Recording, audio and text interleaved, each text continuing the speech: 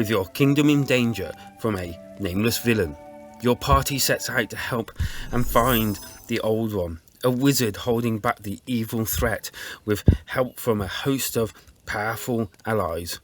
Will you make it in time? My name's Kanan and welcome back to the home of Switch Gaming. And as we get into the game, at the bottom left hand side we can see the map, which opens up as we explore it, and that's obviously for each level that you're in. And then at the bottom we see our heroes that we've actually have at the time. You can swap heroes as you go along and pick up new ones as you go along as well, and they're quite diverse really, from range, magic, warriors to some truly unique characters as well. The top right hand side is your money that you can spend later, and also the keys that you have to open chests. There are puzzle elements like obstacles that are in your way and you have to work out how to get past them, and even some areas where you have to use magic potions to get through to the other side or just to get to the area.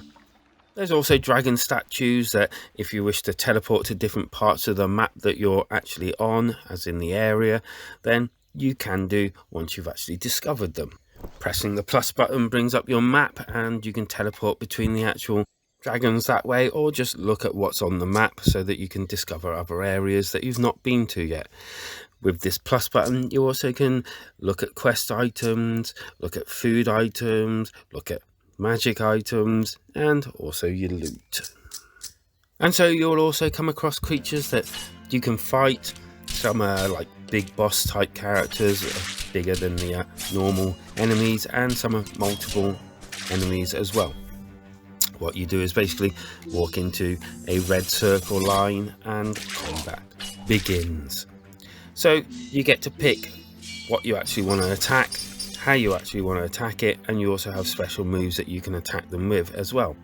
You can freely move your character around the game area or battle area, and you can also use items to heal and also block and shield, as in defend yourselves. The combat is quite fast paced and you can change your actions quite quickly and quite easily within the combat, or at least I found that I could anyway. Each map level seems to be quite okay size wise, if not a little bit linear in where you can actually go. The story seems quite nice and has like little side quests you can do for people within the game, and you kind of like get little rewards. You know, you can go and buy things off people then on certain side quests, and it's all very nice and good. The only thing missing from that would elevate it just a little bit more was if it could be voiced. It's weird the fact that it's not voiced at all, and there's just no sound really from the actual characters, and it just seems a bit weird, especially as, okay, the story will never win any awards, but it's an okay story that I can just feel that would be elevated with a bit of voice acting. Graphically, it's quite nice. They've created quite a nice little place. The whole thing just seems, you know, cartoony, but in a adultish, I think I've used that phrase before, kind of way. And it does have plenty happening in mostly everywhere that you go. It's nice. I like it. As for the sound, it's a little bit letting itself down in this aspect.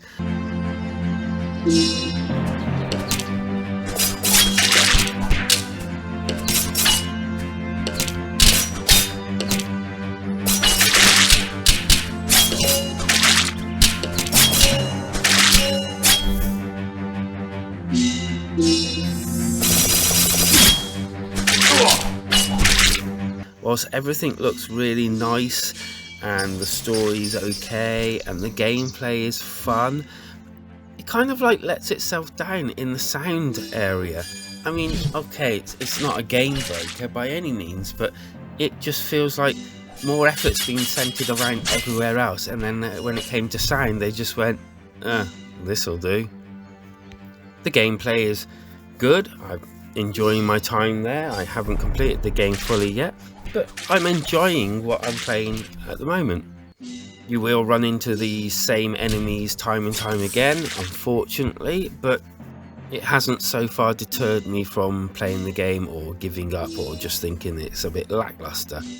But then saying that, you do get quite a few actual unique characters within the actual game to play with.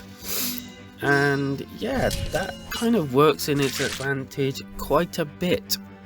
Although combat can get kind of a little bit repetitive now and again, the fact that you can switch out characters and have new characters with the old characters does actually help immensely for the longevity of the game. It kind of helps you get past that feeling that the game's getting a little bit stale. So yeah, well done for that. And the ability to help people out and in return gain things, and also gain the ability to trade with them, also helps immensely as well. It gives the lands a bit of life. And so let's talk about the second part of this game, which are the dungeons, where things actually get kind of interesting and break up the gameplay a little bit more. For you see, so far you've been all kind of like zoomed in camera, top down to the above type of view. Well, not anymore.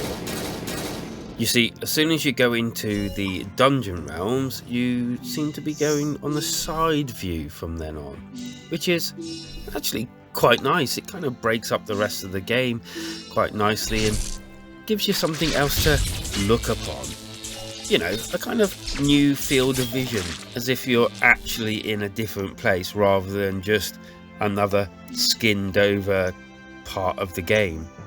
Now, this is quite a large game, but it also is kind of, I don't know, it almost feels slightly dumbed down in places. I mean, yes, you can upgrade your characters once you go up a level and all that lot, but I like the combat, but it just seems a little bit too simplistic. Now, I think this is made perhaps more for the casual RPG lover, and there's nothing really wrong with that. I kind of like both. I like a game where I can sink my teeth into, and I also like games like this that are, you know, a little bit more lighter, something I can just relax and have fun with. So I don't think there's anything wrong with that entirely, but I just know that it's not going to be every person's cup of tea. And so I rate games out of 5, and I'm going to give Battle Hunters a 3 out of 5. I think it has a lot to offer, and I mean quite a lot to offer, but it kind of lets itself down in certain little aspects of the game, like the voice acting, and the sound in general kind of like just makes it feel slightly off. It does have quite a few good ideas, but again, as I said before, some of them are implemented kind of simplistically, and that, as I said, may put a few people off. As for me, I think I will probably keep playing it and enjoying it, so I would recommend it, yes. So, are you going to pick it up? Have you picked it up? What do you think?